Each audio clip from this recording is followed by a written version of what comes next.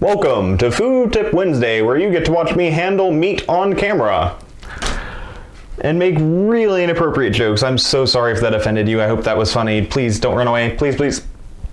Oh God, and why did I need to burp? Do better.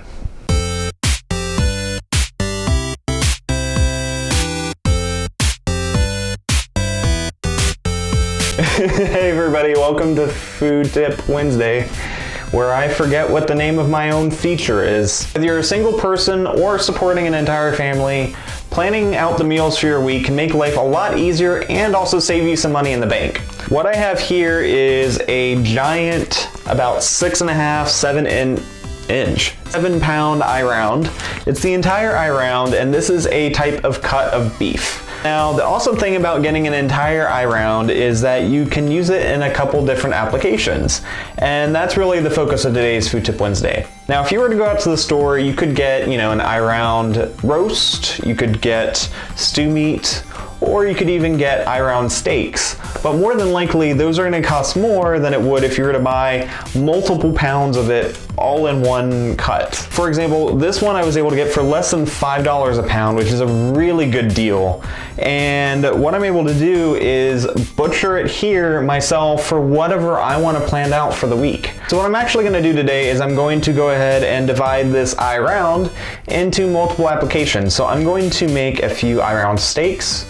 I'm also going to make a eye round roast, and I'm going to cut up about 2 pounds to make some stew meat that I'm going to use for a recipe that I'm going to show you here and post on the blog for today's Food Tip Wednesday. So what you'll need when you're dividing up your meat is you'll want the meat, obviously, a really nice sharp knife, some airtight containers, and I like to use a scale. So the first thing I'm going to do is I'm going to cut my package open over the sink so that I can let some of the blood drain out, so that I don't get it all over my cooking surface. Before I transfer my meat back to the cutting board, I put some paper towels over top the cutting board so that I can go ahead and pat the meat dry so that I don't have a lot of juices flowing everywhere. The main recipe I'm making today is beef stew, so I'm going to take some of the bit more of the fattier end of this eye round steak, cut it off, and I'm gonna put it on my scale until I get about 2 pounds of beef. So now that I've got what I need for the stew, I'm gonna put that off to the side. And the next thing I'm gonna do is I'm going to cut what I want for my beef roast. So this will be the bulk of the meat, and I'm gonna go ahead and just cut off to get a really nice round even shape. That way I get some pretty even cooking when I go ahead and make the beef roast. And what I have left is kind of the butt of the roast, and I'm gonna cut this to probably about a 1/2 inch or 1/4 inch thickness in order to get my steaks. I'm gonna use some airtight Ziploc bags and put the meat inside of those, remove the air, and what I like to do is just use a Sharpie to mark them. Now, if you're planning on cooking it within a few days, it's safe to put it in the fridge. Otherwise, you'll want to store this in the freezer and then thaw it out when probably a day before you plan on cooking it. I've been taking the meat that I set aside for the beef stew, and I started cutting it into 1-inch cubes. And once I'm done cutting the remainder of those cubes, I'm gonna set these off to the side and start prepping the vegetables for this stew.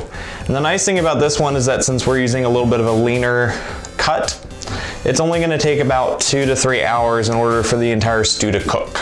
So I now have a pot on my stove, and I'm gonna go ahead and get my stove preheated. And I want it to be hot with about a tablespoon or so of oil in the bottom, because we're going to go ahead and use that to quickly brown the outside of the meat before adding the rest of the ingredients. So I have some carrots, onion, some celery, and some garlic. And I'm gonna go ahead and rinse these, chop them up, and get them ready for the stew.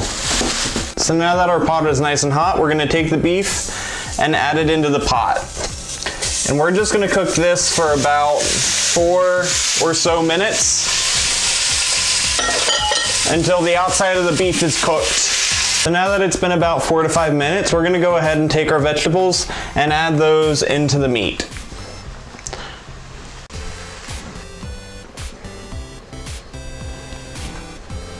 Once we've added in our vegetables, we're gonna go ahead and take 2 cups of beef broth and add it into the pot. Add some salt and pepper for seasoning, and go ahead and put a lid on the pot and put it down to a low heat in order to cook for the next 2 hours. Well, that's it for this week's Food Tip Wednesday. Please leave comments below for anything you'd like to see tips on next, and also please like and subscribe both this video and my channel, and I will see you guys next week. Bye!